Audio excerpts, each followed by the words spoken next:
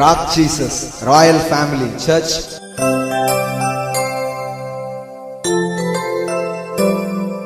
பிரச்சனைங்கிறது பிரச்சனையே கிடையாது.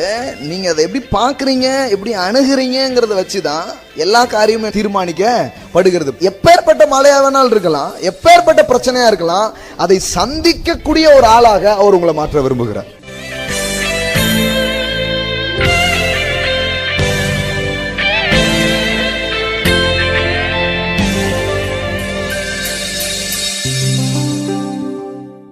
Praise God. கர்த்தர் நல்லவர். ஆமென். இந்த வருஷத்துக்கான சில பார்வையோடு நாம் பயணிப்பதற்கு தேவையான காரியங்களை பற்றி நம்ம பேசணும். சிம்பிளாக சொல்லலாம், தேவன் எவ்வளோ பெரியவருங்கிறத தான் பேசணும். நிறைய நேரத்தில் நம்முடைய பார்வைகள் நம்முடைய பாதைகளை எப்படி முடிவு செய்கிறது அப்படிங்கிறத பற்றி நாம் அதிகமாக பேசுகிறோம். நிறைய பேருக்கு தங்களுடைய தேவைகள், தங்களுடைய பிரச்சனைகள், இது எல்லாமே ஒரு பெருசாக தெரியும். இது பெருசாக இருக்குதா சின்னதாக இருக்குதாங்கிறது நாம் எப்படி முடிவு பண்ணுறோன்னா, தேவனை பார்க்குற இடத்துலேருந்து தான் அதை என்ன பண்ணுறோம், முடிவு பண்ணுறோம். ஆகையால் கர்த்தரை குறித்த பெரிய எண்ணம் நம்ம வாழ்க்கையில் வர ஆரம்பிக்கும் போது நம்முடைய சூழ்நிலைகளையும் தேவைகளையும் குறித்த ரொம்ப குறைவான எஸ்டீம்ஸ், லோ எஸ்டீம்ஸை அதை என்ன பண்ணுவோம், பார்ப்போம். பைபிளில் அப்படிப்பட்ட பார்வை உள்ளவர்கள் தான் வெற்றி பெற்றார்கள், ஜெயித்தார்கள்லாம் வேதவசனத்தில் என்ன பண்ணியிருக்குது, சொல்லியிருக்குது. மழையை எதற்கு ஒப்பாக்குவா? ஏசாயா 45:11 பாருங்க. இதோ போர் அடிக்கிறதற்கு நான் உன்னை புதிதும் கூர்மையுமான பற்களுள்ள எந்திரமாக்குகிறேன். நீ மலைகளை மிதித்து நொறுக்கி குன்றுகளை பதற்கு. பெரிய பெரிய மலைலாம் இருக்குது, குன்றுகள்லாம் இருக்குது.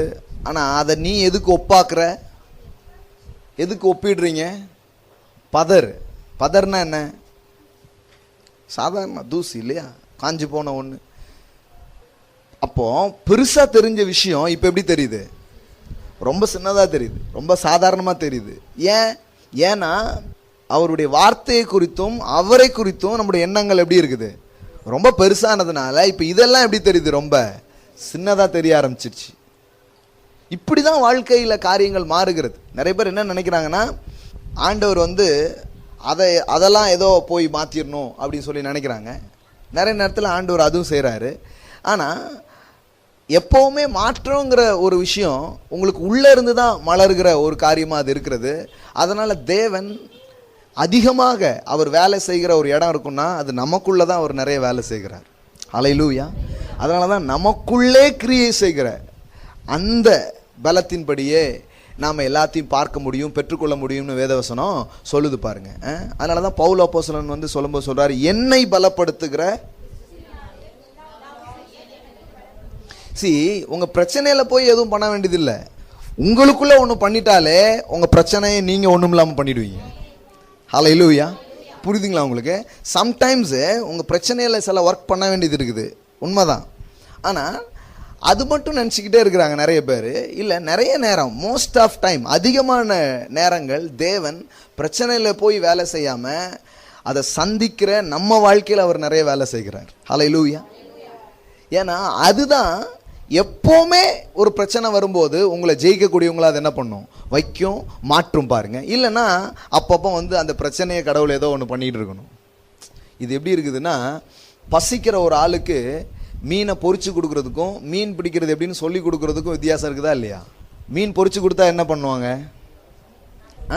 நல்லா சாப்பிட்டுட்டு அடுத்தால பசிக்கு மீன் இது என்ன வச்சுருக்கீங்க, ஃபிஷ் ஃப்ரை நல்லா இருந்துச்சேன்னு வந்திருப்பாங்க. ஆனால் ஆண்டவர் என்ன சொல்கிறாரு, ஓகேப்பா அது சம்டைம்ஸ் அப்படி பண்ணலாம். ஏன்னா ரொம்ப பசியாக இருக்கிறவனை போட்டு ட்ரைனிங் கூட்ட என்ன சொல்லுவான், சரி முதல்ல சாப்பாடு கொடுங்கன்னு சொல்கிறாரு. சரி, அப்படி ஆண்டவர் செய்கிறார். ஆனால் அவர் எங்கே கொண்டு போகணும்னு விரும்புகிறாருன்னா, இல்லைப்பா நீனே மீன் என்ன பண்ணிக்கணும், பொரிச்சு சாப்பிடணும். இப்போ பாருங்களேன், 3 நாள் வனாந்தரத்தில் தங்கியிருந்தாங்க, பசி வந்துடுச்சு. என்ன பண்ணார், 5 அப்போ 2 3 எடுத்து என்ன பண்ணார், பெருக செஞ்சு எல்லாருக்கும் என்ன கொடுத்துட்டாரு, சாப்பிட்டு மீதி 12 கூட என்ன பண்ணாங்க, எடுத்துட்டாங்க, மீதை எடுத்துட்டாங்க. இப்போ அடுத்த நாள் அந்த கும்பல் இயேசுவை தேடி வந்துட்டாங்க. ஏன் தெரியுமா, மீன் ரொம்ப நல்லா இருந்துச்சு. 3 நாள் உட்கார வச்சு பிரசங்கம் பண்ணார் பாருங்க, அதுக்காக வரல. அவரே சொல்லிட்டாரு, நீங்க வந்து எதுக்கு வந்திருக்கீங்கன்னா அப்பம் புசிச்சு திருப்தி அடைஞ்சதுனால என்ன பண்ணிருக்கீங்க வந்திருக்கீங்க. சாப்பாட்டு ராமன்களா சில விஷயத்தை நீங்க புரிஞ்சுக்கணும்.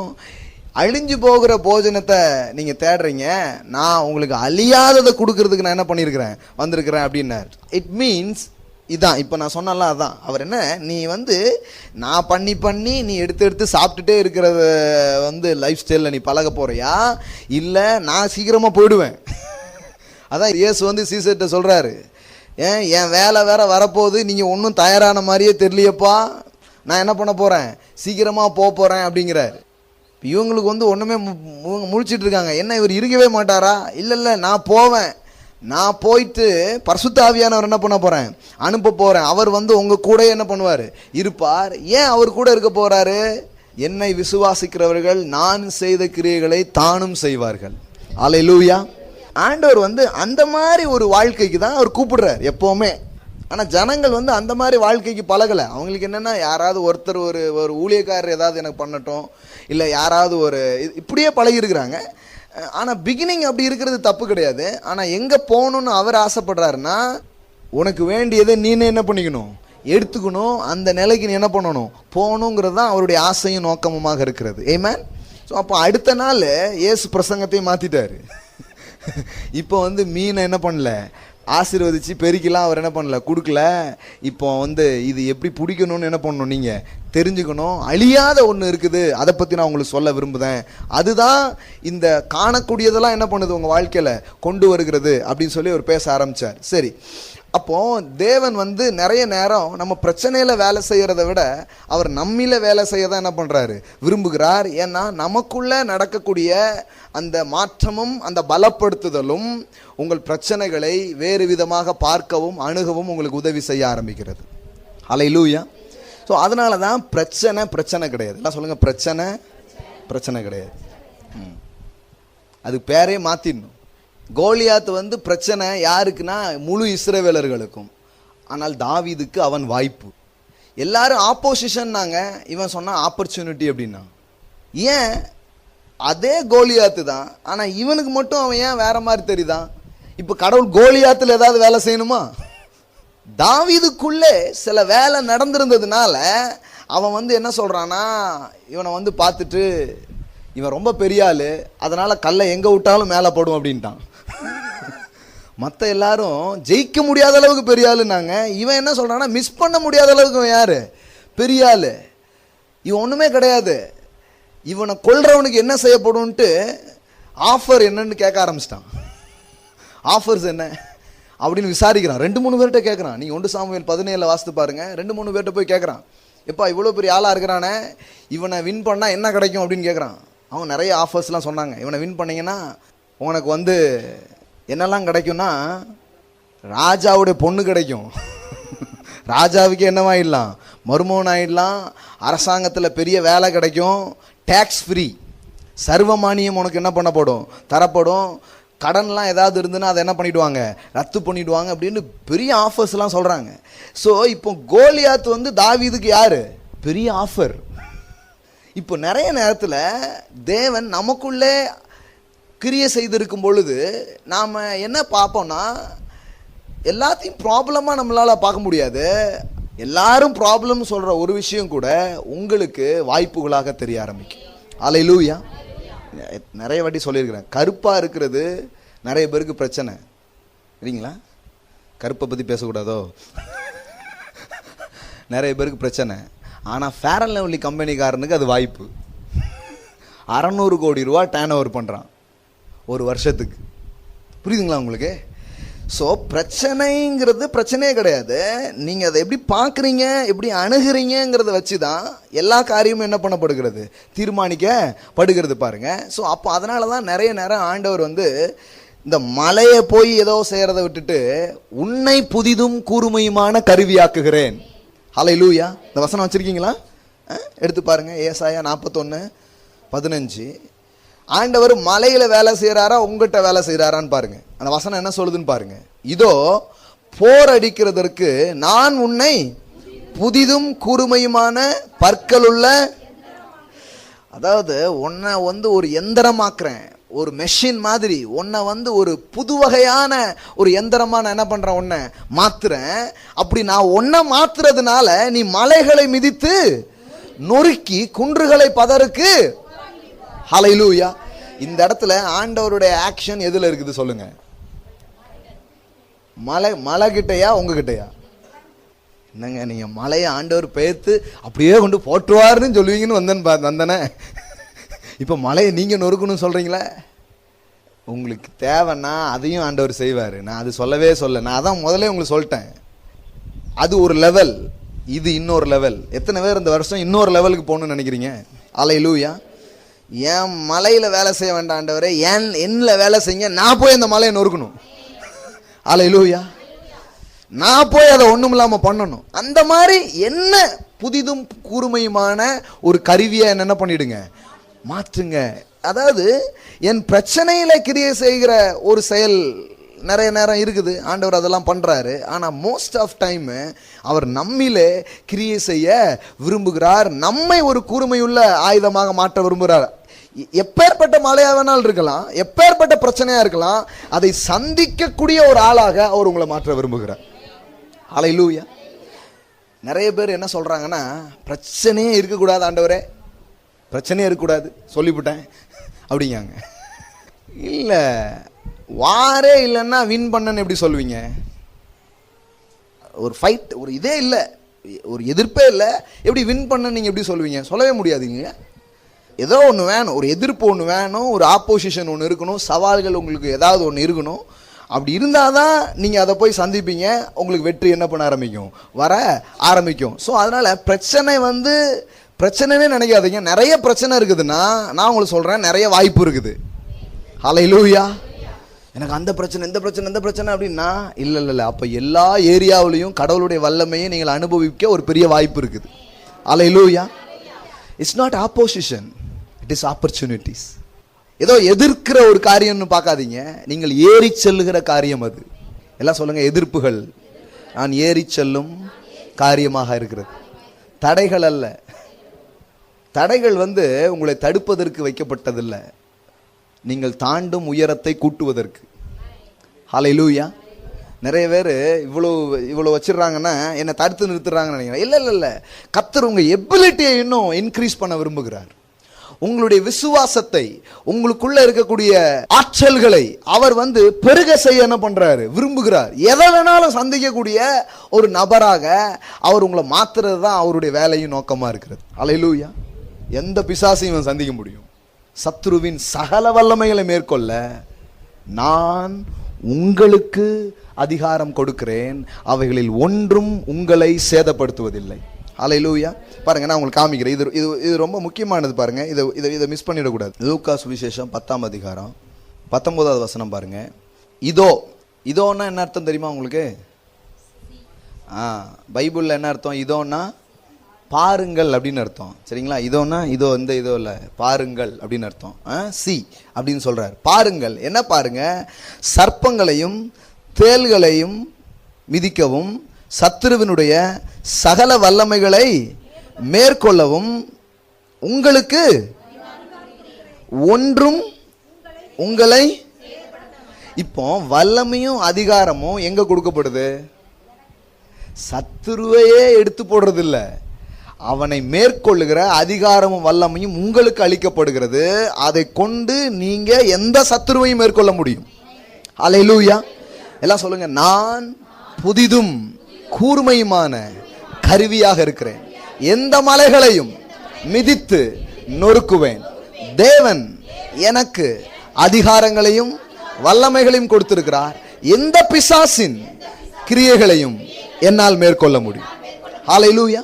ஆண்டவர் வந்து இந்த பிசாசை எடுத்து போடல, அவன் சுத்தி திரிஞ்சுக்கிட்டே தான் இருக்கான். நிறைய பேருக்கு பிசாசை எடுத்து போட்டானே அப்படிங்காங்க. அவர் என்ன சொல்றாரு? இல்லை, நான் உன்னை வந்து பலப்படுத்த போறேன், உன் பலனை இன்க்ரீஸ் பண்ண போறேன். அதனால இப்ப பாருங்களேன், இயேசு இந்த பூமிக்கு வரும்போது பிசாசு இருந்தானா இல்லையா? இருந்தான். ஆனா அவன் இயேசு கிட்ட வந்து எத்தனையோ காரியங்கள் அவன் பண்ணி கடைசியில பைபிள்ல போட்டிருக்குது, அவன் தோல்வி கண்டவனாக சில காலம் அவன் அவரை விட்டு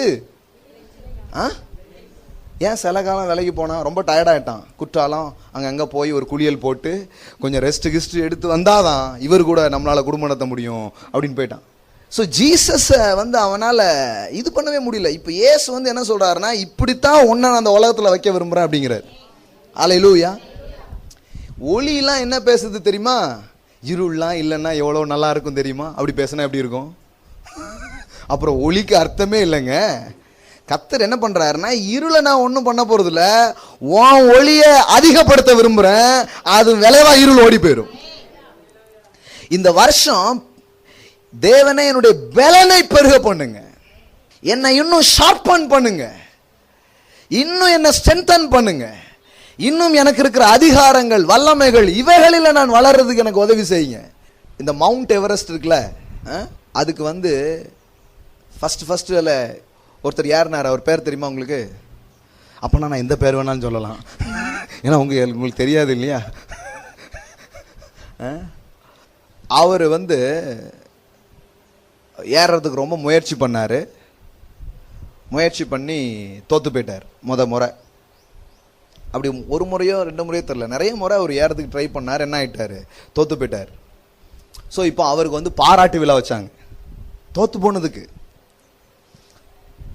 பாராட்டு விழா பாருங்க, எப்போவுமே இந்த ஃபாரினர்ஸ் எப்போவுமே முயற்சியே வெற்றி அப்படிங்காங்க.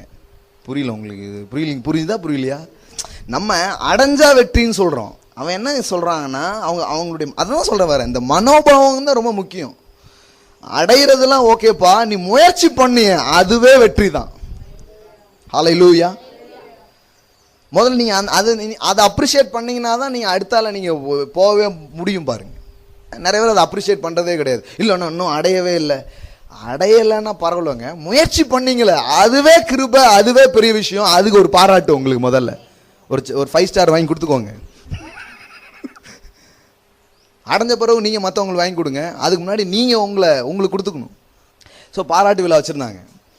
அப்போ அந்த பாராட்டு விழாவில் மேடையில் இந்த மவுண்ட் எவரெஸ்ட் பாடலாம் போட்டிருந்தாங்க பேக்ரவுண்டில். ஸோ அவர் எழுந்து நின்று பேசினார், நிறைய பேர் பேசினாங்க. அப்போ அவர் பேசினார். அவர் பேசும்போது சொன்னாராம், மவுண்ட் எவரெஸ்ட் அந்த மலையை பார்த்து பேசினார். மலையை பார்த்து அவரும் பேசியிருக்கிறாரு. என்ன சொன்னார்னா, உன்னால் வளர முடியாது, ஆனால் என்னால் வளர முடியும் அப்படின்னாராம். ஹல்லேலூயா. உன் பலனையோ உன் ஆற்றலையோ உன்னால் என்ன பண்ண முடியாது, பெருக பண்ண முடியாது, ஆனால் என்னால் என்ன பண்ண முடியும், பெருக முடியும். நான் உன்னை ஏறியே திருவனார், ஒரு நாள் ஏறிட்டாரு. உங்க பிரச்சனை ஆற்றல் உள்ளது கிடையாது, அது அவ்வளவுதான், அது கல் மாதிரி கிடக்குது. ஆனா உங்களால வளர முடியும். ஹல்லேலூயா. இது இது இது தேவன் நம்மளை வளர்க்கிறதுலையும் பயிற்சி அளிப்பதிலையும் அவர் கவனம் செலுத்துகிறவராக இருக்கிறார். நிறைய பேருக்கு இந்த மாதிரி ஆண்டவரை தெரியவே தெரியாது. நிறைய பேருக்கு தெரிஞ்சதெல்லாம் ஏதாவது ஒண்ணுன்னா அவரா ஏதாவது பார்த்து செஞ்சிருவாரு அப்படின்னு யோசிச்சுட்டு இருக்காங்க. நான் என்ன கேட்குறேன்னா, அப்படி இல்லைன்னே சொல்லலை. இப்போ ஆரம்பத்துலேருந்து அதான் சொல்லிட்டு இருக்கிறேன், அவர் அப்படி செய்கிறார். அப்படி நம்ம வாழ்க்கையில் நிறைய தருணங்கள் இருக்கிறது, அப்படிலாம் என்ன பண்ணுறார். சங்கீதம் 18 எடுத்துக்கோங்க. சங்கீதம் 18:28 இருந்து பாருங்க. தேவரீர் என் விளக்கை ஏற்றுவீர், என் தேவனாகிய கர்த்தர் என் இருளை வெளிச்சமாக்குவார். உம்மாலே நான் ஒரு சேனைக்குள் பாய்ந்து போவேன், என் தேவனாலே ஒரு மதிலை. இப்போ தெய்வீக பலப்படுத்துதல் அவனை சேனைக்குள்ள என்ன பண்ண வைக்குது, பாய வைக்குது. ஒரு மதிலையும் என்ன பண்ண வைக்குது, தாண்ட வைக்குது. இப்ப பாருங்க, அவனுடைய கன்ஃபெஷன் பாருங்க, எப்படிப்பட்ட விஷயத்தை அவர் பேசுறாரு. தேவனுடைய வழிகள் உத்தமமானது, கர்த்தருடைய வசனம் புடமிடப்பட்டது, தம்மை நம்புகிற அனைவருக்கும் ஒரு கேடகமா இருக்கிறார். கர்த்தரை அல்லாமல் தேவன் யார், நம்முடைய தேவனை அன்றி கண்மலையுமார். இப்ப கவனிங்க, என்னை பலத்தால் இடை கட்டி என் வழியை செவ்வைப்படுத்துகிறவர். எல்லாம் சொல்லுங்க, என்னை பலத்தால் இடை கட்டி என் வழிகளை செவ்வைப்படுத்துகிறவர் தேவனே. இப்ப பாருங்க, அவர் என் கால்களை மான் கால்களுடைய கால்களை போலாக்கி என்னுடைய உயர் தலங்களில் என்னை நிறுத்துகிறார். இப்ப பாருங்க, அடுத்த வசனம் பாருங்க. வெண்கல வில்லும் என் புயங்களால் வளையும்படி என் கைகளை யுத்தத்திற்கு. ஹல்லேலூயா. உங்களுக்கு புரியுதுங்களா? இந்த பகுதி உங்களுக்கு புரியுதா? இது ஆண்டவர் என்ன பண்றாருன்னா இந்த ஆள்ல வேலை செய்யறாரு. என்னை பலத்தால் இடை கட்டி ஏன் கால்களை என்னதான் மாத்துறாரு? எதையும் தாவி செல்லக்கூடிய காலை அதை மாத்திடுறாரு. எத்தனை பேர் இது பெஸ்ட் நினைக்கிறீங்க? ஆண்டவரே எனக்கு முன்பாக சென்று கோணலானவை செவையாக்கும், ஓகே அப்படி நடந்து போயிடலாம். ஆனா நிறைய ஏரியாவுக்குள்ள நீங்க போகணும்னா அப்படியே செவையாக்கவே முடியாது. உங்க காலையே நீங்க மாத்திட்டீங்கன்னா அது எப்படி வேணாலும் கூட நீங்க தாவி போயிடுவீங்க. என் கால்களை மான் கால்களை போலாக்கி 34 பாருங்க. வெண்கல வில்லும் என் புயங்களால் வளையும்படி என் கைகளை யுத்தத்திற்கு கர்த்தர் உங்களுக்காக யுத்தம் பண்ணுவார். இருக்குதா இல்லையா பைபிள்ல? அது மட்டும்தான் நிறைய பேருக்கு தெரியும். ஆனா இங்க என்ன போட்டிருக்குதுன்னா உங்களையே யுத்தத்துக்கு ட்ரெயின் பண்ணுவாராம். ஹல்லேலூயா. என்னங்க அவர் யுத்தம் பண்ணுவார்னா ரொம்ப நல்லா இருக்குமே. ஏங்க அந்த வித்து இன்னைக்கு உங்களுக்குள்ள இருக்குதுங்க. தேவனால் பிறந்திருக்கீங்கன்னு வேதவசனம் சொல்லுது. அப்போ அவர் யுத்தத்தில் வல்லவர்னா அப்போ யுத்தம் செய்கிற தன்மையும் அந்த வித்து உங்களுக்குள்ள இருக்குதா இல்லையா? இருக்குது. ஹல்லேலூயா. அதனாலதான் பவுல் தீமோத்தேயுக்கு சொல்லும்போது சொல்றாரு, நீ ஒரு நல்ல போர் சேவகனாய் தீங்கு அனுபவி அப்படிங்கிறாரு. Take risk. தீங்கு அனுபவினா வேற ஒண்ணும் இல்ல, டேக் ரிஸ்க். கடினமானதை போய் சந்தி, ஒரு போர் சேவகனாய் நீ இரு அப்படின்னு சொல்லி தீமோத்தேயுக்கு பவுல் என்ன பண்றாரு? சொல்றாரா? இருக்குதா? நல்ல போர் சேவகனா இரு. ஒரு ஒரு ஒரு சோல்ஜர் போல, ஒரு வாரியர் போல நீ என்ன பண்ணு, கர்த்தர் உன்னை வைக்கிறாரு, நீ இரு அப்படிங்கிறாரு. அப்போ கர்த்தர் யுத்தம் பண்றாரு. அதே நேரத்தில் அவர் என்ன சொல்றாருன்னா, எப்பா உன்னையும் யுத்தம் பண்ணக்கூடியவனா உன்னை மாத்துறேன் அப்படிங்கிறாரு. ஹல்லேலூயா. இது இந்த தெய்வீக சாயலை இந்த பூமியிலே நீங்கள் நானும் வெளிப்படுத்தும்படியாக அழைக்கப்பட்டிருக்கிறோம். நீங்க யுத்தம் பண்றதை பார்த்தே அவர் யுத்தத்தில் வல்லவர்னு தெரியும். ஹல்லேலூயா. இன்னும் நிறைய இடத்துல நீங்க பாத்தீங்கன்னா இப்படி நீங்க பார்க்க முடியும். எங்கெல்லாம் கர்த்தர் யுத்தம் கர்த்தருடையதுன்னு போட்டிருக்குதோ அந்த இடம்லாம் எடுத்து பைபிளை படிச்சு பாருங்க. இவங்க போய் சண்டை போட்டிருப்பாங்க. ஏங்க இப்ப தாவீது கோலியாத்துக்கு முன்னாடி நின்று என்ன சொன்னா? யுத்தம் யாருடையதுன்னு சொன்னா சொல்லலையா? சேனைகளின் கர்த்தருடைய நாமத்தில் நான் என்ன பண்றேன்? வர்றேன். நான் கேடயத்தையும் பட்டயத்தையும் நம்பி நான் என்ன பண்ணல, வரல. ஏன்னா கர்த்தர் யுத்தம் அவருடையது. இன்னும் யோசபாத்து இதெல்லாம் பாத்தீங்கன்னா யுத்தம் கர்த்தருடையது இப்படியே சொல்றாங்க. யுத்தம் கர்த்தருடையதுன்னு சொல்லிட்டு இவங்க எங்க போயிட்டாங்க? சண்டைக்கு போயிட்டாங்க. ஆண்டவர் பாருங்க, வாழ்க்கையின் பிரச்சனைகளை பார்த்து தப்பித்து கொள்ளுகிறதுக்காக உங்களை என்னைய அவர் கூப்பிடல. அதையெல்லாம் சந்தித்து சவாலிட்டு அதை ஒண்ணுமில்லாம பண்றதுக்காக அவர் உங்களை என்னையும் கூப்பிட்டுருக்கிறார். ஹல்லேலூயா. நிறைய கிறிஸ்தவங்க பயந்து ஓடி வந்துடுறாங்க. எதையுமே வாழ்க்கையை சந்திக்க அவர்களை நிறைய பிரசங்கம் தயார்படுத்தவே இல்லை. வாழ்க்கையிலிருந்து ஒதுங்கி போறதுக்கு தான் தயார்படுத்தி இருக்குது. நமக்கு எதுக்குங்க பிரச்சனை? ஒதுங்கி ஒதுங்கி போயிருக்கிறாங்க. அதனால இவங்க உயரவே இல்லை. நீங்க சந்திக்க சந்திக்க தான் நீங்க மேல போக முடியும். ஹல்லேலூயா. எவ்வளவு நாள் இந்த மலையை சுத்திக்கிட்டே இருப்பீங்க அப்படிங்கிறாரு. ஏன்னா அடிச்ச ரவுண்டே அடிச்சுக்கிட்டு இருக்கான்ல. அவர் முன்னோக்கி செல்லுங்கள், கோ ஃபார்வர்ட் அப்படிங்கிறாரு. இல்ல இந்த மலையை இன்னொரு ரவுண்ட் அடிப்போமே அப்படின்னு ரவுண்ட் அடிச்சுட்டே இருக்கான்ல. 40 வருஷமா அடிச்சிருக்கான்ல. அங்க கானானியர்கள் இருப்பார்களே, அவர்கள் இருப்பார்களே, எவர்கள் இருந்தா என்ன, உனக்கு வாக்கு தந்தாச்சுல்ல, இனிமே புறப்பட்டு போ, ஜெயம் உன்னுடையது. இப்ப இதுக்கு அவங்கள தயார்படுத்தவே இல்லை பாருங்க. இன்னைக்கு ஜனங்களும் அதுதான். இப்போ சர்ச்சுக்கு வர்றாங்கன்னா சில சொல்லுவாங்க பாருங்க, அப்படியே சபையிலே உட்கார்ந்துடலாம் போல இருக்கு பிரதர். சபையிலே உட்கார்ந்துல போல, மண்டேலே கொட்டணும். சபையிலே உட்கார்றதுக்கு சபைக்கு வந்திருக்கீங்க. சபை எதுக்குன்னா இது ஒரு ட்ரைனிங் சென்டர் மாதிரி. இங்கு வேத வார்த்தைகள்ல இருந்து சில சத்தியத்தை புரிஞ்சு உங்களை தயார்படுத்திட்டு போய் அந்த கடனை ஒரு வழி பண்றேன் பாருங்க, அந்த வியாதியை என்ன பண்றேன் பாருங்க, எனக்கு எதிராக மனுஷன் போட்டு வச்சிருக்கிற திட்டங்களை ஒண்ணுமில்லாம பண்றேன் பாருங்க. இப்படி உங்களை உங்க பிரச்சனையை சந்திக்க தயார்படுத்துகிற இடம் தான் சர்ச்சு. அதுதான் சரியான ஒரு சூழலா இருக்குது பாருங்க. நான் நிறைய பேருக்கு சிலர் என்ன சொல்றேன், இங்கே அப்படியே இருந்துடலாம் போல இருக்குன்னு. அப்படியே இருந்துடலாம் போறதுக்கு இந்த சர்ச்சே கிடையாது. எல்லாம் சொல்லுங்க, வாழ்வின் சவால்களை சந்திப்பதற்கு தேவன் என்னை தயார்படுத்துகிறார். ஹல்லேலூயா. இதுதான் சரியான மனோபாவம்.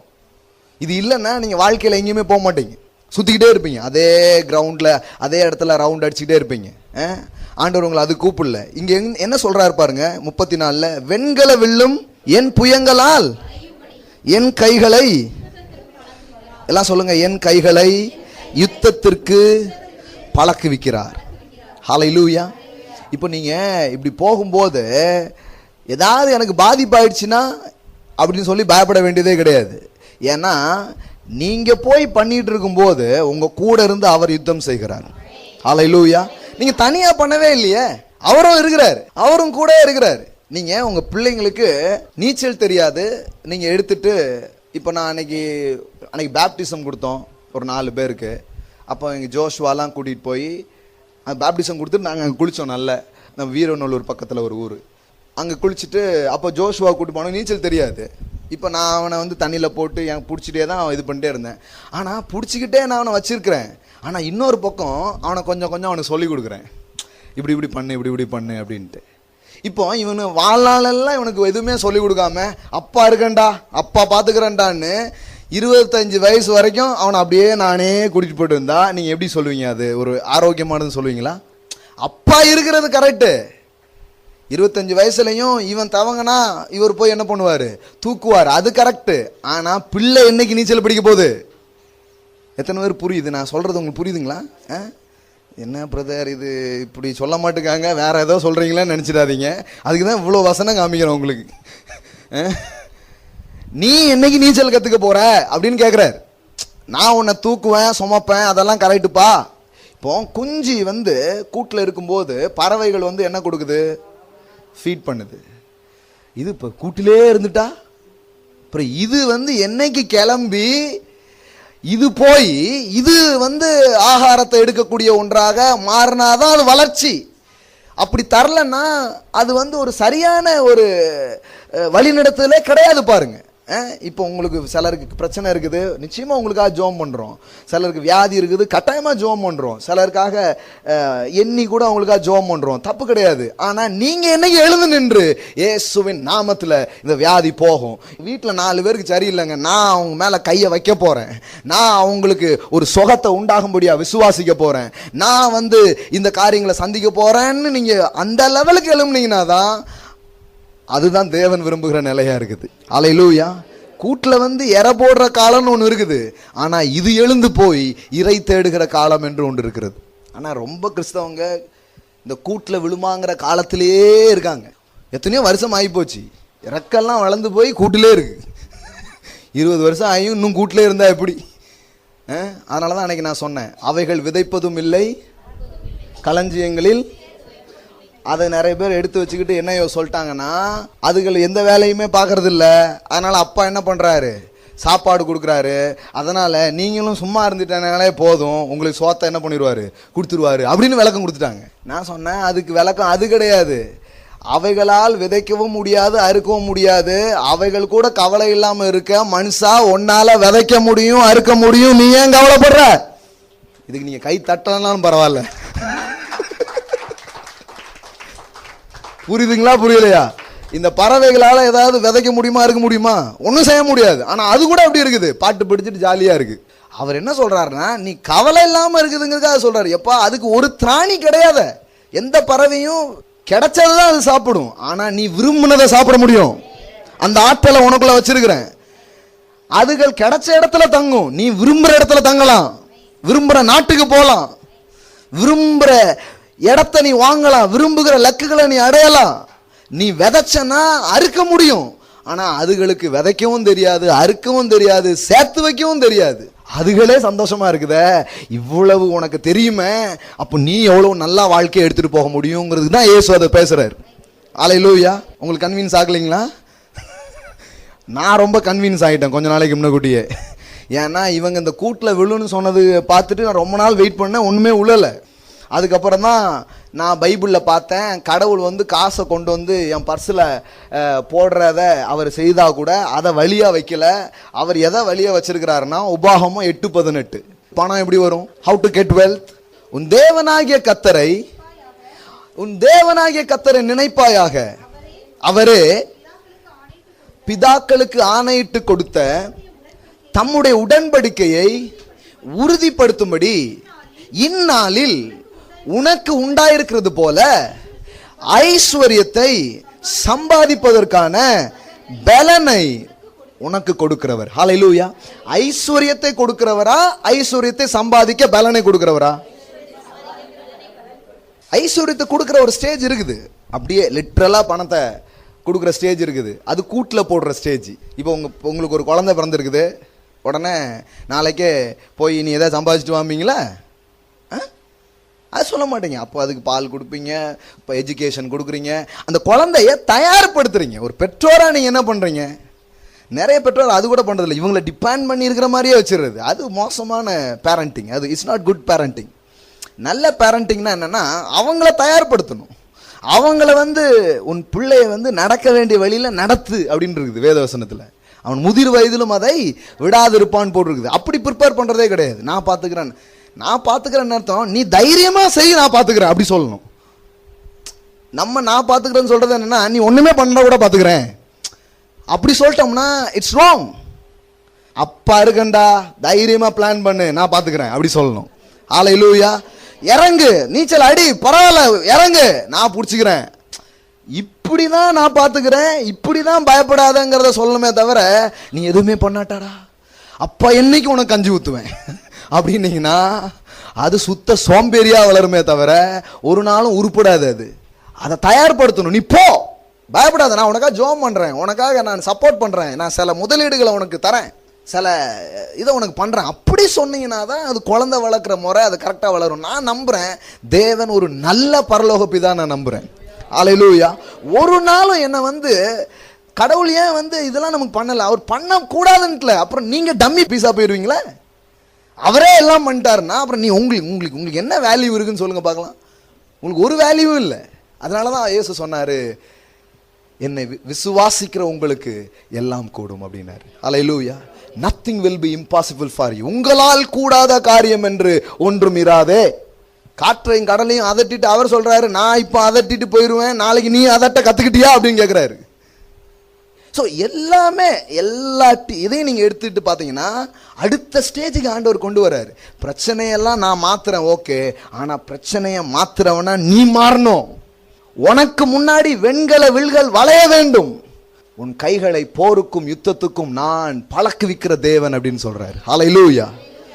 இந்த கழுகு அதனால என்ன பண்ணுன்னு சொல்றாங்கன்னா, இந்த கூட்டில் அது இருக்கும்போது அந்த கூட்டை முதல்ல கம்ஃபர்ட் பண்ணும், அதுக்கப்புறம் அது உள்ள இருக்க முடியாத மாதிரி சில இதெல்லாம் கொண்டு போடுன்னு சொல்றாங்க. அந்த கூட்டை ரொம்ப கம்ஃபர்ட்டாக இருக்கிறத இப்போ இங்கே கிளம்பணுங்கிற மாதிரி அது மாற்றுமா. அதுக்கப்புறம் என்ன பண்ணுன்னா, கழுகு தன் கூட்டை கலைத்து, உபாகமத்தில் போட்டிருக்கு 32:11. இவர் பேசுறது பைபிள்ல இருக்கான்னு பாருங்க. கழுகு தன் கூட்டை கலைத்து தன் குஞ்சுகளின் மேல் அசைவாடி. இப்ப இது மெதுவா சொல்றேன் பாருங்க. கழுகு தன் கூட்டை ஏங்க கலைக்குது?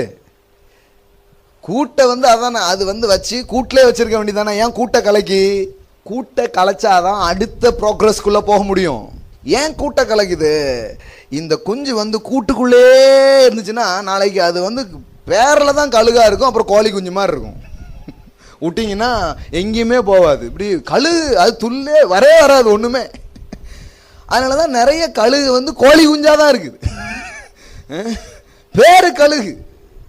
ஆனால் அது ஏதாவது ஒரு அடி பறந்துருக்கீங்களான்னா பறந்ததே கிடையாது. ஏன்னா அந்த ஆற்றல் எல்லாம் முடக்கி விடப்பட்டிருக்கிறது, அது தூண்டி விடப்படலை, அது கட்டுப்படுத்தப்பட்டுச்சு. சிலர் பாருங்க இன்னும் பெற்றோரை நம்பியே வாழ்றதை தான் கற்றுருக்குறாங்க. இல்லை, நான் தேவனை நம்பி அவர் எனக்கு தந்திருக்கிற பலத்தை நம்பி நான் வாழ போகிறேன்னா நீங்கள் அடுத்த ஸ்டேஜுக்கு போகிறீங்க. ஹல்லேலூயா. இன்னும் என் மாமனார் என்ன தருவார், என் மாமியார் என்ன தருவார், இன்னும் அவர்கள் என்ன தருவார்கள், இவர்கள் என்ன தருவார்கள். இது உங்களுக்கே தெரியணும். That's not lifestyle. யார்ட்டையோ இருந்து ஒன்று வாங்கி பெறுறது கிடையாது. நான் இன்னைக்கு கொடுக்குற ஆளாக மாற போகிறேன். ஹல்லேலூயா. முதல்ல பெற ஆளாக நான் இருக்க போகிறது இல்லை, நான் உண்டாக்குற ஆளாக மாற போகிறேன். உண்டாக்குற ஆளாக மாறினதுக்கப்புறம் அடுத்த ஸ்டேஜ் கொடுக்குற ஆளாக நான் மாற போகிறேன். ஹல்லேலூயா. லைஃப் இந்த மாதிரி ஒரு ப்ரொக்ரெசிவ் வேவில் நீங்கள் பார்க்கலன்னா இந்த கூட்டுக்குள்ளேயே கிடப்பீங்க.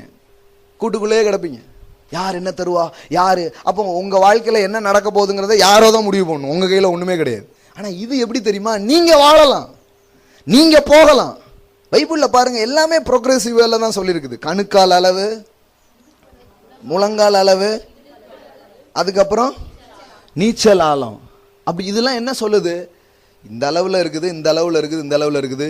அதுக்கப்புறம் நீச்சல் ஆள அளவுக்கு என்ன பண்ணலாம், போகலாம். கடவுளுடைய பலனை நீங்கள் அனுபவிப்பதை தான் அது சொல்லுது. அபிஷேகம், ஹோலி ஸ்பிரிட்டுடைய அந்த பலப்படுத்துதல் வெறும் காலளவு பார்க்கலாம், முட்டளவு பார்க்கலாம், இடுப்பளவு பார்க்கலாம், நல்ல மூழ்கிற அளவுக்கு என்ன பண்ணலாம், பார்க்கலாம். அப்போ பாருங்க, ஐஸ்வர்யத்தை தராரா, ஐஸ்வர்யத்தை சம்பாதிக்க பலனை தராரா? ஹல்லேலூயா. அதாவது God give you some idea, சில யோசனை உங்ககிட்ட கொண்டு வந்து போடுவார். சில எபிலிட்டிஸ் உங்களுக்குள்ள அவ்வளோ நாள் தெரியாது, அது அப்படி வெளிச்சம் அடிக்கும். பார்ப்பீங்க, இவ்வளோ ஆற்றல் நம்மகிட்ட இருக்குதா. இப்போ எனக்கு பணம் வருது நிறைய, ஐயா ஊழியக்காரர் அப்படி சொல்லாமா? ஏன்னா சொல்கிறதுல ஒரு தயக்கமே இல்லை. சில சொல்லாங்க, நீங்கள் பணம் நிறைய வருதுன்னு சொன்னால் யாரும் உங்களுக்கு கொடுக்க மாட்டாங்க. யார் கொடுப்பாங்கிறத நம்பி நான் வாழவே போகிறது இல்லை. யார் எங்கேருந்து வரும்னு எனக்கு தெரியும், அவரை நம்பி நான் வாழ படிச்சிருக்கிறேன். ஹல்லேலூயா. சிலர் பாருங்க, கிழிஞ்ச துணி ஒன்றுமே இல்லாமல் ஹாஹான்னா இருந்தால் தான் யாரோ கொடுப்பாங்கன்னு நினைக்கிறாங்க. நான் மாற்றி யோசிக்கிறேன், இவருக்கே நல்லா வருது தெரியலையே, இவருக்கு கொடுத்து என்ன பிரயோஜனம், அப்படி போயிடுவாங்க. பணம் எப்படி வரும்னு எனக்கு ரொம்ப நல்லா தெரியும். ஏன்னா இந்த பணம் எப்படி வருதுன்னா, இதை இப்போ தான் சொன்ன உபாகமம் 8:18 படி ஐஸ்வர்யத்தை சம்பாதிப்பதற்கு பலனை ஒன்று கொடுக்கிறவர் தேவன். இப்படி பேசுகிற, எழுதுகிற சில ஆற்றல்கள் இருப்பதை எனக்கு காண்பித்தார். அந்த ஆற்றல் எனக்கு பணத்தை கொண்டு வந்து கொண்டிருக்கிறது. ஹல்லேலூயா. யாரையும் அடிச்சு பிடிச்சி காசு வாங்கல, ஜனங்களை மிரட்டி நீ கொடுக்கலன்னா ஆஸ்பத்திரிக்கு தான் கொடுப்பேன் அப்படி ஒருபோதும் பேசி நான் கேட்டதே கிடையாது. நான் ஒன்று தான் ஜனங்கிட்ட எப்பவும் சொல்லியிருக்கிறேன், ஆர் யூ பிளஸ்ட்? இந்த பிரசங்கம் உங்களை ஆசீர்வதிச்சா அப்போனா நீங்கள் அதுக்கு நன்றியாக இருக்கலாம், இல்லாமலும் போகலாம், நோ ப்ராப்ளம். ஏன்னா நீங்கள் தர்றீங்களோ தரலையோ தர வேண்டியவர் கட்டாயமாக தருவார். ஹல்லேலூயா. அந்த லெவலுக்கு போயிடலாம், அந்த லெவலுக்கு போயிடலாம். இதுதான் யதார்த்தம். இந்த யதார்த்தத்தை விட்டுட்டு நாம வேற எதெல்லாமோ உண்டு பண்ணி பேசும்போது அது வேற மாதிரி போயிடுது. அப்படி கிடையாது. அப்போ ஆற்றல்கள் அது இன்னைக்கு பாருங்க, பதிவு செய்கிறோம், அந்த கேசட்டா போகுது. நேற்றுக்கு எவ்வளோ பேர் நேற்றுக்கு கேசட் கேட்டாங்க, கேசட் இல்லை, முடிஞ்சு போச்சு. அப்போ இது கடவுள் கொடுக்குற ஒரு ஆற்றல். இந்த ஆற்றல் தான் என்னதான் மாறுது, பணமா மாறுது. ஹல்லேலூயா. எல்லாம் சொல்லுங்க, ஆற்றல். அப்புறம் சில ஐடியாஸ் உங்களுக்கு வரும் பாருங்க. ஆண்டவரே என்ன ஐஸ்வர்யவனாக்கோன்னா ஒரு 4 சூட்கேஸ் வந்துருமா? மறுபடியும் சொல்லிட்டேன் நான், அப்படி வருகிற ஒரு காலம் இருக்கத்தான் செய்கிறது. அதில் கடவுள் உங்களை எப்போதும் வைக்க விரும்பவில்லை. I believe super natural. But ஆண்டவர் அந்த சூப்பர் நேச்சுரலையே எப்படி உங்க வாழ்க்கையில் ஆப்ரேட் பண்ண விரும்புறாருன்னா, சில ஆற்றலை உங்களுக்கு காண்பிப்பார், சில எபிலிட்டிஸ் உங்களுக்கு காண்பிப்பார். இப்போ பாருங்க, ஒரு சின்ன இசைன்னு ஒரு ஆற்றல், அதை வச்சு பார்த்தா கோடிகள் குமியுது. சிலர் பார்த்தீங்கன்னா அதே பாட்டை படிச்சுக்கிட்டு 10 ரூபா 5 ரூபா வாங்கிட்டு இருப்பாங்க. இவனுக்கும் அந்த ஆற்றல் இருக்கு, ஆனால் இவன் அதை ஒரு நாளும் தீட்டினது கிடையாது, வளர்த்தது கிடையாது, அதை பெருசாக இது பண்ணதே கிடையாது. தாய் தந்த பிச்சையிலே வளர்ந்தேன் ஐயா அப்படின்னு பாடி அப்படியே பாட்டை கூட மாற்ற மாட்டாங்க. சில தெரியுமா உங்களுக்கு, பிச்சைக்காரங்கன்னா அவங்களுக்குனே சில பாட்டு இருக்கும், அதில் கூட ஏதாவது புதுசாக கொண்டு வருவாங்கன்னா கொண்டு வர மாட்டாங்க. அதே பாடி அதே இது பண்ணி கடைசியில் பரிதாபப்பட்டு தான் வாங்குவாங்களே, கொடுப்பாங்களே தவிர பிளஸ் பண்ணப்பட்டு யாரும் என்ன பண்ணுறதில்ல. நான் என்ன கேட்குறேன்னா, மணிங்கிறது அப்படி வரக்கூடாது. நீங்கள் பண்ணுறதுனால ஒரு பிளஸ்ஸிங்ஸ் ஜனங்களுக்கு வரும், அது மூலம் உங்களுக்கு காசு வரும். ஹல்லேலூயா. அதாவது நீங்கள் ஏதோ ஒரு சேவையை அவர்களுக்கு அளிக்கிறீர்கள், அதன் விளைவாகத்தான் பணம் வருகிறது. இப்போ நான் பிரசங்கம் பண்ணுறது கூட ஏதோ இது ஊழியம் இல்லை, ஒரு ஏதோ உங்களுக்கு புரோஜனம் பண்ணுற ஒரு சேவையை நான் உங்களுக்கு அளித்து கொண்டு இருக்கிறேன். அதனால தான் ஜனங்க ஒருபோதும் என் பாக்கெட்டை எம்டியாக விட்டதே கிடையாது.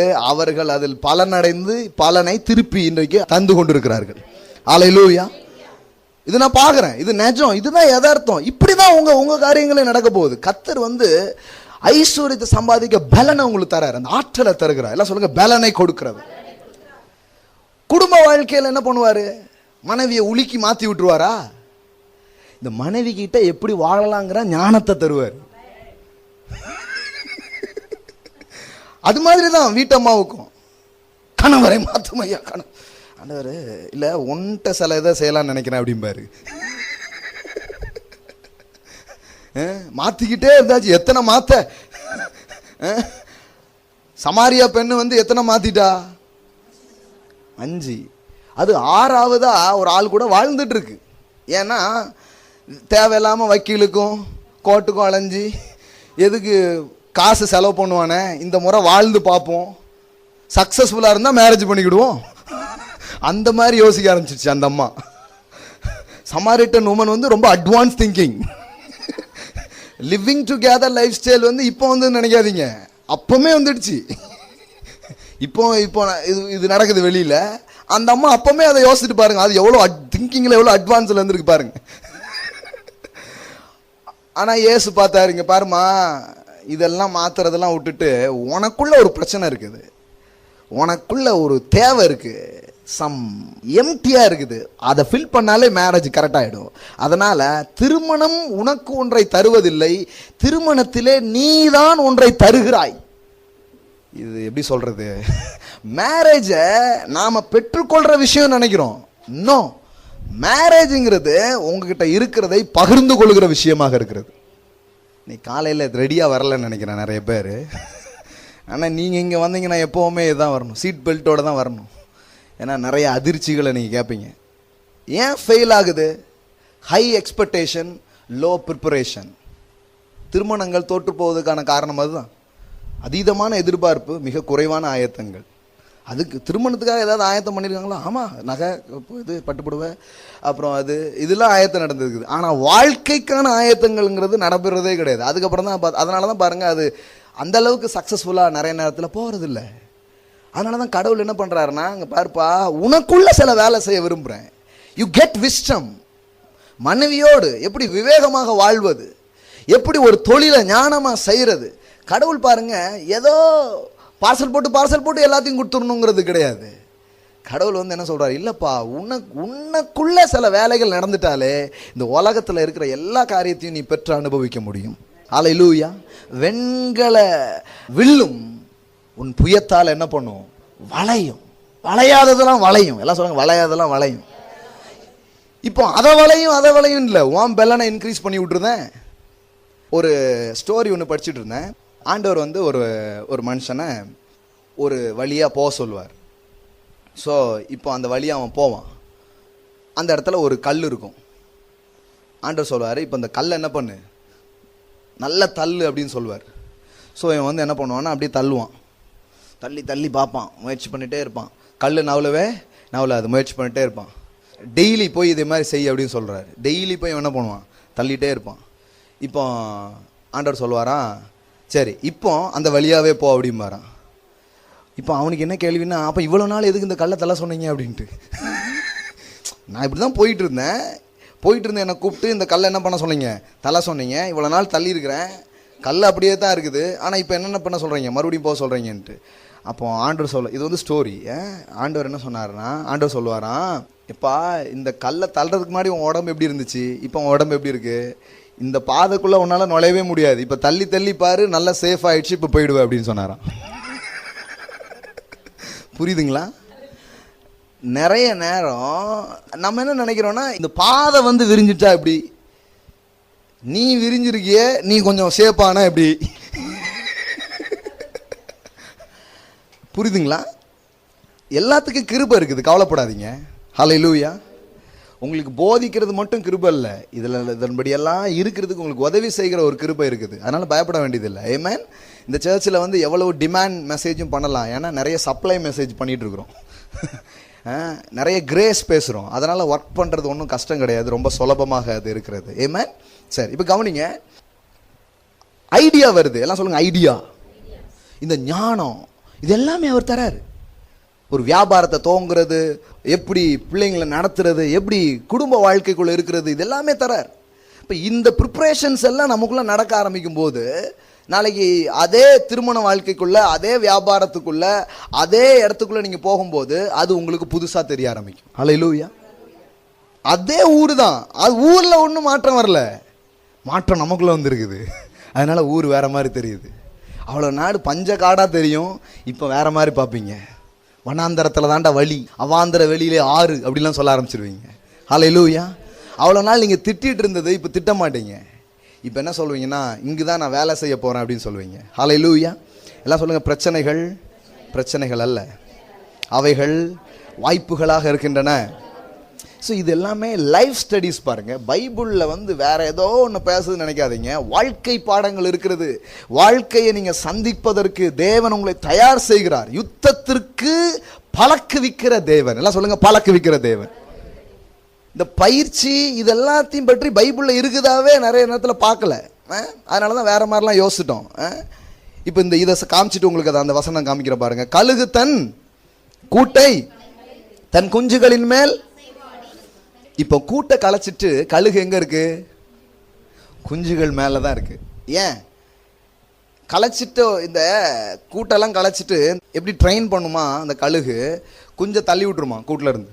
அது வந்து சிலது இப்படி வந்துக்கிட்டே இருக்கும்போது என்ன யோசிக்கும்னா, அது அந்த அந்த இன்பில்ட் இருக்கு இல்லையா, அந்த அந்த உயிரின் குணம்னு சொல்கிறாங்களே, உள்ளுக்குள்ளே இருக்கிற அந்த இன்பில்ட், அதோட இன்பில்ட்டில் அந்த பறக்கிற ஆற்றல் இருக்கிறதுனால அது கொஞ்சம் அப்படி இப்படி ஏதாவது பண்ணி சிலது வந்து இப்படியே கொஞ்சம் பிக்கப் பண்ண ஆரம்பிச்சிடும் அந்த அந்த டைம்லேயே. சிலது வந்து பொத்துன்னு என்ன பண்ணும், முடிஞ்சண்டா அப்படின்னு உள்ளே போகும். சிலது வந்து இப்படி விழுந்து இப்படி இந்த பறக்க ட்ரை பண்ணி திருப்பி விழுற மாதிரி இருக்கும். ஆனால் அந்த கழுகு என்ன பண்ணுமா, அந்த குஞ்சுகள் மேலே அசைவாடி இது பார்த்துட்டே இருக்குது. ஏன்னா அது கூட்ட களைச்சது இதை தள்ளி விட்டு ஒன்றுமில்லாமல் பண்ணுறது கிடையாது. அது களைத்ததின் நோக்கமே இதுக்குள்ளே இருக்கிறதெல்லாம் வெளியில் வரணுங்கிறதுக்காக தான் அதை பண்ணியிருக்குது. இப்போ என்ன பண்ணுதுன்னா, கீழே விழுறது அவ்வளோதானு விழுற மாதிரி இருக்கும்போது அதை சாங்கின்னு வந்து அப்படியே ரெக்கைகளால் தூக்கி மறுபடியும் வானத்துக்கு கொண்டு போயிடும். அல்லேலூயா. அதுக்கப்புறம் அப்படி ஒரு தட்டி விடும், திருப்பி அது பறக்க ஆரம்பிக்கும். ஸோ இந்த வேலை தான் அது வந்து தன்னுடைய குஞ்சுகளை வந்து ட்ரெயின் பண்ணுதான். ஏன்னா இந்த பயிற்சிங்கிற ஒன்று இல்லைன்னா அது கழுகாவே என்ன பண்ண முடியாது, இருக்க முடியாது. கழுகா பிறந்தும் கோழி குஞ்சா தான் வாழும். ஸோ இப்போ பாருங்க, இது இந்த உதாரணத்தை சொல்லிட்டு எப்படி சொல்லுது பாரு, என்ன சொல்லிருக்குது, கழுகை பத்தியா பேசிட்டு இருக்குது. இது குஞ்சுகளின் மேல் அசைவாடி தன் செட்டைகளை விரித்து அவைகளை எடுத்து அவைகளை தன் செட்டைகளின் மேல் போட்டிருக்குதுங்களா. செட்டைகள் மேல அது என்ன பண்ணுதான், சுமந்து கொண்டு போகிறது போல. எல்லாம் சொல்லுங்க போல. அதான் முக்கியம். கழுகு கதையை பற்றி இது பேசவில்லை. கர்த்தர் உங்களையும் என்னையும் எப்படி பயிற்சிவிக்கிறார் என்பதை பற்றி சொல்லிக் கொண்டிருக்கிறது. கர்த்தர் ஒருவரே அவனை வழி நடத்தினார், அந்நிய தேவன் அவனோட இருந்ததில்லை. 13வது வசனம் பாருங்க. பூமியில் உள்ள உயர்ந்த ஸ்தானங்களின் மேல் அவனை ஏறி வர பண்ணினார், வயலின் விளையும் பலனை அவனுக்கு புசிக்க கொடுத்தார், கண்மலையில் உள்ள தேனையும் கற்பாரிலிருந்து வடியும் எண்ணெயையும் அவன் உண்ணும்படி செய்தார். ஸோ இது எல்லாமே பார்த்தீங்கன்னா உயரமான காரியங்களுக்கும் மேலான நிலைகளுக்கும் தேவன் தன் ஜனங்களை எப்பொழுதும் ட்ரெயின் பண்ணுறார். ஹல்லேலூயா. இந்த வருஷம் அப்படியே போகணும்னு நினச்சிடாதீங்க. சும்மா 2016 15 அப்படின்னு ஏதோ ஒன்று சொல்கிறதுனால ஒன்றும் நடந்துடாது. நீங்களா இருக்கிற வரைக்கும் 2020க்கு போனாலும் அப்படியே தான் இருக்கும்.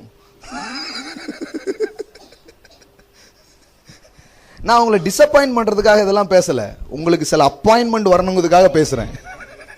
அல்லேலூயா. சில காரியங்கள் நடக்கணும், கர்த்தர் உங்களுக்கு பலன் தர விரும்புகிறார். அல்லேலூயா. நீங்க சில உயரமான ஸ்தலங்களுக்கு நீங்க வரணும். என்னெல்லாம் போட்டிருக்கு பாருங்க. ஏறி வர பண்ணி, எல்லாம் சொல்லுங்க, ஏறி வர பண்ணி. வயலில் விளையும் பலனையும் புசிக்க கொடுத்தார், கண்மலையில் உள்ள தேன். எல்லாம் சொல்லுங்க, கண்மலையில் உள்ள தேன். இது இந்த கடத்தருவில் வந்து காய்ச்சி விற்காங்களா அந்த தேன் இல்லை. இது எந்த தேன்? அது ரொம்ப உயரமான இடத்துல இருக்குது. சில பெஸ்ட் திங்ஸ்லாம் இருக்குது, சில உயரமான இடத்துல அது இருக்குது. கற்பால இருந்து வடியும் எண்ணெய். தேனை பற்றி படிச்சு பாருங்க. ஒரு லிட்டர் வந்து லட்சங்கள்லாம் விற்கிற தேன்லாம் இருக்குது. அது ஒரு சில இது எடுத்தீங்கனாலே போதும், அவ்வளவு அது வந்து இதாக இருக்குது. அந்த மாதிரிலாம் இருக்குதான். ஆண்டவர் அதான் பேசுறாரு, ரொம்ப எக்ஸலன்சிக்குள்ள உன்னை கொண்டு போக விரும்புகிறேன், உன்னை வந்து ஒரு ரொம்ப மேன்மைக்குள்ள உன்னை என்ன பண்ண போகிறேன், கொண்டு போக விரும்புகிறேன்.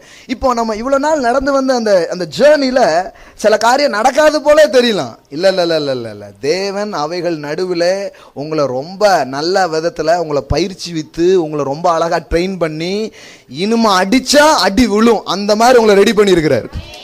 அல்லேலூயா. உங்கள் பயணங்களில் எதுவும் அர்த்தமற்று போகவில்லை, அர்த்தமற்றவைகளுக்கு அவர் அர்த்தம் சேர்த்திருக்கிறார். ஹல்லேலூயா. சிலருக்குலாம் அந்த மாதிரி வரல பாருங்க, அதனால அவங்க அந்த அளவுக்கு போகவே இல்லை. நான் வந்து சொல்றதை இப்படி நீங்க புரிஞ்சுக்காதீங்க. ஆண்டவர் வந்து பிரச்சனைகளெல்லாம் உங்களுக்கு நிறைய கொடுத்து உங்களை வந்து அவர் உருவாக்குகிறார் அப்படி நான் சொல்லவே இல்லை. பைபிள் அப்படி சொல்லவே இல்லை. நான் என்ன சொல்றேன்னா, இந்த பிரச்சனைகளை நீங்கள் உருவாகும் நேரமாக அவர் மாற்றினார். புரியுதுங்களா உங்களுக்கு? பிரச்சனையெல்லாம் அவர் அனுப்பல, அது இருக்குதுங்க. அது நீங்க நிறைய நேரம் உருவாக்கிக்கிறீங்க, பக்கத்துல யாராவது உருவாக்குறாங்க, பிசாசு ஒருத்தன் இருக்கிறான். பிரச்சனைக்கு பஞ்சமே கிடையாது. அது ஆண்டவர் அனுப்ப வேண்டிய அவசியம் இல்லை, அது நிறைய இருக்குது எக்கச்சக்கமா. ஆனா அவைகள் நடுவில் போற நம்மள என்ன பண்றாருன்னா, அதெல்லாம் நமக்கு சாதகமா அவர் யூஸ் பண்ணிக்கிறார்.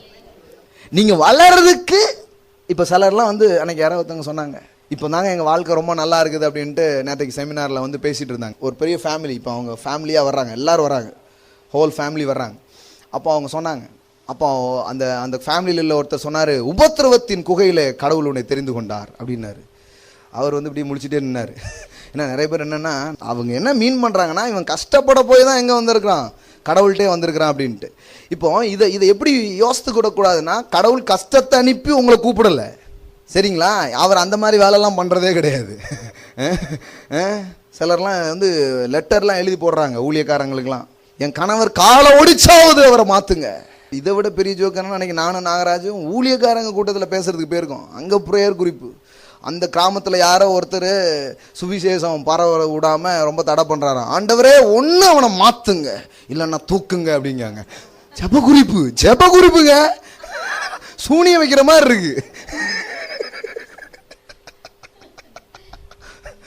அவர் அசந்துட்டார் நாகராஜி. அண்ணன் என்ன நடக்குதுங்க?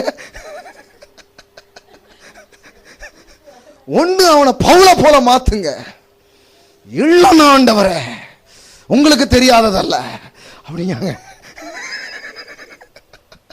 ஐயோ ஏசப்பா. அப்புறம் இது அவர் சிலுவைக்கே வந்திருக்க மாட்டார், எல்லாருக்கும் மண்டையில் ஒன்று போடலாம், எல்லாம் அனுப்பி திருந்துங்களா ஒழுங்கா அப்படின்னு இருப்பார்ல. எதுக்கு சிலுவையில் வந்து இவ்வளவு தான் இருதயத்தை விளங்க வச்சு இவ்வளோ ஒரு பெரிய இது பண்ணியிருக்க வேண்டியதே கிடையாது. ஸோ மாற்றங்கள்ங்கிறத கடவுள் அப்படி கொண்டு வர விரும்பல, அதனால் அந்த அடிச்சு பிடிச்சிலாம் அவர் யாரையும் கொண்டு வரலாம். ஆனால் அந்த டைமை அவர் வந்து என்ன பண்ணுறாருன்னா ரொம்ப முற்போக்காக அவர் மாற்றுறாரு. இப்போ பிரச்சனை வந்ததுனால உங்கள் வாழ்க்கை மாறலை, ஏன்னா பிரச்சனை வந்ததுனால வாழ்க்கை மாறணும்னா இன்றைக்கி பிரச்சனை வந்து சந்தித்து எல்லாருமே மாறி இருக்கணும்ல. பிரச்சனை உங்களை மாற்றலை, பிரச்சனை டைமில் இங்கே வந்தீங்க, இதை கேட்டதுனால இந்த வார்த்தை உங்களை மாற்றி இருக்குது. ஹல்லேலூயா. ஆண்டவர் அந்த பிரச்சனையை அவர் உபயோகப்படுத்திக்கிட்டார் உங்களை நல்லாக்குறதுக்காக. ஆமென். அவர் ஒரு நாளும் பிரச்சனை என்ன பண்ணுறது இல்லை, அனுப்புறது கிடையாது. சரி, இப்போ பாருங்கள், அப்போ கூட்ட கலைத்து குஞ்சுகளின் மேலே அசைவாடுறது போலங்கிறது தேவன் உங்களையும் என்னையும் பயிற்சி வைக்கிற தேவனாக இருக்கிறார். ஆமென். பயிற்சியை பற்றி வேதம் சொல்கிற இன்னொரு வசனம் உங்களுக்கு காமிச்சு முடிக்கிறேன். இந்த மாதிரிலாம் ஒரு ஒரு ஒரு ஒரு நிலை இருக்குது. ஏதோ ஒன்று நம்ம பேசிகிட்டு இருக்கோம் நீங்கள் நினச்சிக்கூடாது. எபிரேயர் 5ஆம் அதிகாரம் எடுத்துக்கோங்க, 11வது வசனத்திலிருந்து பாருங்கள். இந்த மெல்கிசேதேக்கை பற்றி நான் விஸ்தாரமாக பேசலாம். அதாவது ஒரு சப்ஜெக்ட் எடுக்கிறாரு, மெல்கிசேதேக்குங்கிற ஒரு ஆளை பற்றிய சப்ஜெக்ட் அது. அவனை பற்றி என்ன பண்ணலாம், ரொம்ப விவரமாக நிறைய பேசலாம். ஆனால் நீங்கள் கேள்வியில் மந்தம் உள்ளவர்களானபடினால் அதை விளங்க பண்ணுகிறது. இப்போ சில சப்ஜெக்ட்ஸ்லாம் நம்ம இன்னும் ஓப்பன் பண்ணவே இல்லை. ஏன்னா இப்போவுமே சிலதை பேசி நான் நிறுத்தி திருப்பி விளக்க வேண்டியது இருக்குது. சில இதெல்லாம் எடுத்தால் என்ன சொல்கிறாரு அப்படிங்கிற மாதிரியே போயிடும். இப்போ இன்னைக்கு வந்து ஒரே ஒரு வேர்டை தான் இவ்வளோ நேரம் உங்கள்கிட்ட பேசிகிட்டு இருக்கிறேன், சரிங்களா? உங்களுக்கு 1000 தத்துவமாக சொல்லிட்டு இருக்கிறேன், ஒன்று தான் இவ்வளோ நேரம் பேசிகிட்டு இருக்கிறேன் நான். அதுவே திருப்பி 4-5 வாட்டி போட்டால் தான் உள்ளே இறங்குது. ஏன்னா இங்கே பரவாயில்ல, இப்போ கேட்க கொஞ்சம் ஒரு டெவலப்மெண்ட் வந்துடுச்சு. ஏன்னா இங்கே என்னென்னா கேட்குறது தான் முக்கியம்னு ஆயிடுச்சதுனால இப்போ கேட்குறதுல ரொம்ப எல்லாம் ஆயிடுச்சு. ஒரு பெரிய மெச்சூரிட்டி வந்துருக்குது. சில மேலான சப்ஜெக்ட்ஸ்லாம் இப்போ என்ன பண்ணிக்கிட்டோம், எடுத்துகிட்டு இருக்கிறோம். ஆனால் பவுல் என்ன சொல்கிறாருன்னா, இந்த மெல்கிசேதேக்கை பற்றி நான் பேசலாம், ஆனால் அந்த அளவுக்கு புரிஞ்சுக்கிற திறன் இல்லை, அதனால் இன்னொரு டைம் அடுத்த செமினாரில் பார்க்கலாம் அப்படின்ட்டாரு. இப்போ 12 பாருங்க. காலத்தை பார்த்தால் எப்பா நீங்க வந்த டைமை பார்த்தா நீங்களே ஒரு பாஸ்டர் மாதிரி நேரம் இருக்கணும். எப்படி சொல்றாரு பாருங்க, காலத்தை பார்த்தா எப்படி இருக்கணும், போதகர்லாம் இருக்க வேண்டிய உங்களுக்கு தேவனுடைய வாக்கியங்களின் மூல உபதேசங்களை மறுபடியும் உபதேசிக்க வேண்டியதா இருக்கிறது. எவ்வளவு பெரிய சங்கடமா சொல்றாரு பாருங்க பிரசங்கம் பண்றவருக்கு. ஐயோ இன்னும் எல்கேஜே வரலையே ஏசப்பா அப்படின்னு பேசிட்டு இருக்காரு அவரு. டைமை பார்த்தா நீங்கள் நேரம் வந்து அப்படியே வந்திருக்கணும், ஆனால் அந்த அளவுக்கு வரலையப்பா. மறுபடியும் ரொம்ப பேசிக் தானே இன்னும் உங்களுக்கு சொல்லிட்டு இருக்கிறேன். நீங்கள் பலமான ஆகாரத்தை அல்ல பாலை. இதில் உங்களுக்கு புரியுதுங்களா என்ன பேசுகிறாருன்ட்டு? இன்னும் பீடியா சுகரே குடிச்சிக்கிட்டு இருந்தீங்கன்னா எப்போ பீஃப் சாப்பிட போகிறீங்க, எப்போ இன்னும் பலமான ஆகாரங்கள்லாம் உண்ண போகிறீங்க? பீடியா சுகர் ஒன்றும் தப்பு இல்லை. இப்போ நம்ம பீடியா சுகர் தப்புன்னு சொல்கிறோமா? அது சாப்பிட்றதுக்குன்னு ஒரு டைம் இருக்குது, ஒரு காலகட்டம் இருக்குது, அப்போ என்ன பண்ணலாம், சாப்பிட்லாம். ஆனால் இப்போ நீங்கள் என்ன சாப்பிட்ற, இப்போ வந்து நீங்கள் சாப்பிட்றதுக்கு டைமாக தெரியலையே அப்படின்னு சொல்லிட்டு இப்போ 13 பாருங்க, பால் உண்ணுகிறவன் குழந்தையா இருக்கிறபடியால் நீதியின் வசனத்தில். இப்ப இந்த இடத்துல குழந்தைன்னு யார சொல்றாரு? நீதியின் வசனத்தில் பழக்கம் இல்லாதவர்கள். அப்போ வார்த்தையில தேரலன்னா அவங்கள எப்படி சொல்லுது? குழந்தைன்னு சொல்லுது. அவ்வளவுதான். இன்னைக்கு நிறைய பேர் ரொம்ப வருஷம் ஆகியும் சரியான தேவனுடைய வார்த்தைகள் அவங்களுக்கு கிடைக்காதனால அவங்க எப்படியே இருக்கிறாங்க, அப்படியே குழந்தையாவே அவங்க போயிட்டாங்க. பழக்கம் இல்லாதவனா இருக்கிறான். 14 பலமான ஆகாரமானது. எத்தனை பேர் பலமான ஆகாரத்தை விரும்புறீங்க? இப்ப கவனிங்க, பலமான ஆகாரமானது நன்மை தீமை என்னதென்று பயிற்சியினால் பகுத்தறியத்தக்க முயற்சி செய்யும் ஞான இருதயம் உடையவர்களாகிய பூரண வயதுள்ளவர்களுக்கு. இங்க என்ன வார்த்தைலாம் வருது பாருங்க? பயிற்சி, முயற்சி. எல்லாம் சொல்லுங்க. பயிற்சி. நான் பைபிள் அது ரெண்டு அன்லைன் பண்ணி வச்சிருக்கேன். பயிற்சி, முயற்சி ஈக்குவல் வளர்ச்சி. பயிற்சி, முயற்சி ஈக்குவல் என்னது? இது ரெண்டும் இல்லாம வராது. பைபிள் வாய்ப்பாடுங்க. இது வாழ்க்கையில இதுதான். எந்த ஒரு காரியங்கள்ல நீங்கள் தொடர்ந்து கவனம் செலுத்துகிறீர்களோ ஒரு நாள் அதுல ரொம்ப சிறந்த ஆளாக நீங்க மாறிடுவீங்க. ஹல்லேலூயா. 12 வருஷம் 10 வருஷம் அப்படியே அதுல இருக்கிறாங்க பாருங்க, பார்த்தீங்கன்னா ஜீனியஸ் ஆயிடுவாங்க. அதுல இன்னும் சிலர் இருக்காங்க 15-16 காரியங்கள்ல ஃபோக்கஸ் பண்ணி அதுலயும் ஜீனியஸ் ஆனவங்களா இருக்கிறாங்க. வரலாறுகளை படிச்சு பாருங்க, அப்படி பல பேர் இருக்கிறாங்க. இந்த டாவின்சி கோட்லாம் வந்துச்சுல பாத்தீங்களா? அந்த டாவின்சி வந்து என்ன தொடரலாமா சொல்லுங்க? Art, architecture, painting, astronomy. ஒண்ணுக்கு சம்பந்தம் இருக்குதுங்களா? சம்பந்தமே இல்லை. ஆனா அப்படி 14 துறையா? 15 துறையில 15 இது தெரியும்ல, 15லயும் மாஸ்டர் ஆயிட்டாரு. புரியுதுங்களா? புரியுதுங்களா? ஒண்ணுல கவனம் செலுத்தி பெரிய ஆள் ஆகிறதும் இருக்குது, 15 இது வச்சு அதுல பெரிய ஆள் ஆகிறவங்க இருக்கு. நான் என்ன கேட்கிறேன்னா, பொட்டன்ஷியல் வந்து இஸ் அன்லிமிட்டட். இங்க ஆற்றல் இல்லாதவர்கள் யாருமே கிடையாது, ஆனால் அதை அறியாதவர்கள் தான் அனைவரும் இருக்கிறார்கள். வெற்றி பெற முடியாதவர்கள் யாருமே கிடையாது, ஆனால் அப்படிப்பட்ட ஒரு திறனை கடவுள் எனக்குள்ளே வைத்திருக்கிறாருங்கிறத அறியாதவர்கள் தான் வாழ்க்கையில தோத்து போறோம். நீங்க தேவனோட நடக்க ஆரம்பிச்சீங்கன்னா நீங்க எவ்வளவு எட்டணும்னு நினைக்கிறீங்களோ அவ்வளவு நீங்க எட்ட முடியும். ஹல்லேலூயா. எவ்வளவு தூரம் வேணாலும் போக முடியும். நம்ம படிச்சது அவ்வளவுதான், இனிமே என்ன அப்படின்னு உட்கார்ந்து இருந்தா நீங்க மைக்கு பிடிச்சி பேசிருக்க முடியாது. அதுக்கப்புறம் உட்கார்ந்து ஒவ்வொரு நாளும் அந்த ஆற்றலை தீட்டி அதுக்கு நேரம் செலவு பண்ணி அதை வந்து உருவாக்கி இதெல்லாம் பண்ணும்போது தான் நாளைக்கு வந்து நம்ம தேர்னவங்களா மாறுறோம். ஹல்லேலூயா. பைபிள்ல வந்து ஒரு கீவேர்ட்ஸ் காமிக்கிறேன் பாருங்க. தாவீதை பற்றி 1 சாமுவேல் 16-18 பாருங்க. அப்பொழுது அந்த வேலைக்காரரில் ஒருவன் பிரதியுத்தரமாக, இதோ பெத்லெகேமனாகிய ஈசாயின் குமாரன் ஒருவனை. இப்ப தாவீதை பற்றிய ஸ்டேட்மெண்ட் பாருங்க. அவன் வாசிப்பதில் அவன் அவன் அவன் அவன் எத்தனை எபிலிட்டிஸ் பாருங்க, என்னென்ன விஷயங்கள்லாம் அவன் நல்லா இருந்திருக்கான் பாருங்க. யுத்த வீரன், காரிய சமர்த்தன், பராக்கிரமசாலி, இப்படி நிறைய சொல்லியிருக்குது. ரொம்ப முக்கியமானது, கர்த்தர் அவனோடு இருந்தார். ஹல்லேலூயா. மறுபடியும் சொல்லிட்டேன், இது வெறும் திறனால் எல்லாம் நடக்குன்னு சொல்லல, உங்க கூட ஒருத்தர் இருக்கிறார் அதனால எல்லாமே நடக்குது. வெறும் எபிலிட்டினால தான் எல்லாம் நடக்குதுன்னா நீங்க எல்லாருமே நல்லா இருந்திருப்பாங்க. ரெண்டுமே சேரணும், ரெண்டுமே அங்க இணையுது. திறனையும் அவர் தான் தராரு, அது ரெண்டும் இணையும் போது அங்க சக்சஸ் கட்டாயமா வர ஆரம்பிக்குது. ஹல்லேலூயா. கர்த்தர் அவன் கூட இருந்தார். எல்லாம் சொல்லுங்க, கர்த்தர் அவன் கூட இருந்தார். இப்போ இதுல அவனை பற்றி என்ன போட்டிருக்குது? வாசிப்பதில். இப்பேற்பட்ட தேர்ச்சி அவன் வாழ்க்கையில் எப்படி வந்ததுன்னா 1 சாமுவேல் 18 பாருங்க. எப்படி நாம ஒரு காரியத்துல தேர்ச்சி பெறுகிறோம்? 1 சாமுவேல் 18:18 10வது வசனத்தின் பின்பகுதி பாருங்க. அப்பொழுது தாவீது தினந்தோறும் செய்கிறபடி தன் கையினால் சுரமண்டலத்தை வாசித்துக் கொண்டிருந்தான். எல்லாம் சொல்லுங்க, தினந்தோறும் செய்கிறபடி. இப்போ இவன் எப்படி தேர்னவனானா? டெய்லி என்ன செஞ்சானோ அதுல தேர்னவன் ஆயிட்டான். ஹல்லேலூயா. புரியுதுங்களா உங்களுக்கு? டெய்லி நான் ஒரு 3 மணி நேரம் 4 மணி நேரம் டிவியே பார்த்துட்டு இருந்து நான் வந்து ஒரு நாள் பார்த்தீங்கன்னா அப்படின்னீங்கன்னா ஒன்றும் பார்க்க முடியாது. சும்மா அப்படியே அங்கே போய் ஊர்லாம் சுற்றிட்டு கர்த்தர் என்னை ஒரு நாள் பெரிய ஆள் ஆக்குவாருன்னா ஐ எம் சாரி, அப்படி நடக்காது. அந்த மாதிரி மேஜிக்ஸ் எதுவுமே பைபிளில் இல்லை. தினந்தோறும் செய்கிறபடி. எல்லாம் சொல்லுங்க, தினந்தோறும் செய்கிறபடி. நீங்கள் கிட்டாரை தூக்கிட்டு போங்க நான் சொல்லல, உங்களுக்குள்ள ஒரு ஆற்றல் இருக்கு, உங்களுக்குள்ள ஏதோ ஒரு எபிலிட்டி வச்சிருக்காரு. அது கர்த்தர்கிட்ட நீங்க வரும்போது அந்த வெளிச்சம் இன்னும் உங்களுக்கு அதிகமாகும். அது மாதிரி ஆசை ஈர்ப்புலாம் உங்களுக்கு வரும். அதை பற்றி நம்ம நிறைய பேசியிருக்கிறோம். பட் அதெல்லாம் நீங்க ஃபோக்கஸ் பண்ண பண்ண பண்ண ஒரு நாள் அதுல பெரிய ஆள் ஆயிடுவீங்க. ஹல்லேலூயா. உயர்ந்தே தீருவீங்க. சின்ன பிசினஸ் இருக்கலாம், நாளைக்கு அது பெரிய வியாபாரமாக மாறும்.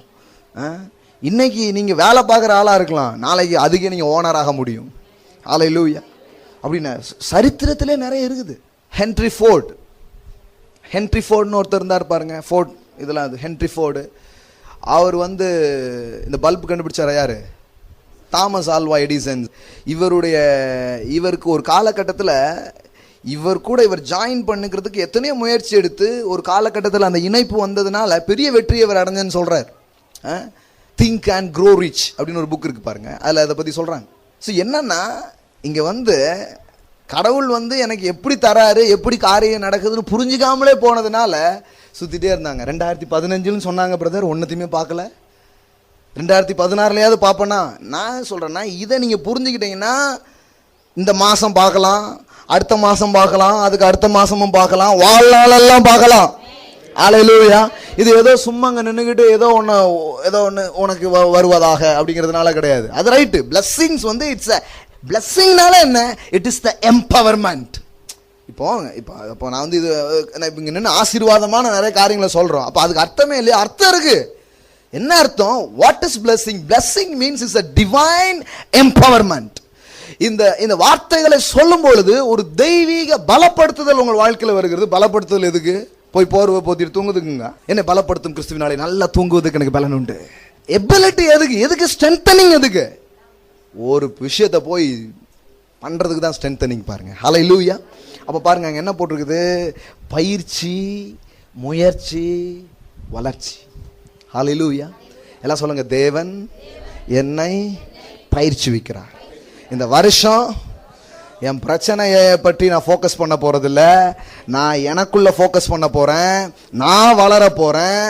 எனக்குள்ளாக தேவனுடைய கிரியை நடக்கும்படி அனுமதிக்க போறேன். அவைகளை கொண்டு எந்த மலையும் நொறுக்குவேன், எந்த குன்றையும் நொறுக்குவேன், எந்த வெண்கல போயமும் வலையும், எந்த காரியங்களும் மாற ஆரம்பிக்கும். Hallelujah. Amen, amen. Praise God. Hallelujah. Amen. Rock Jesus Royal Family Church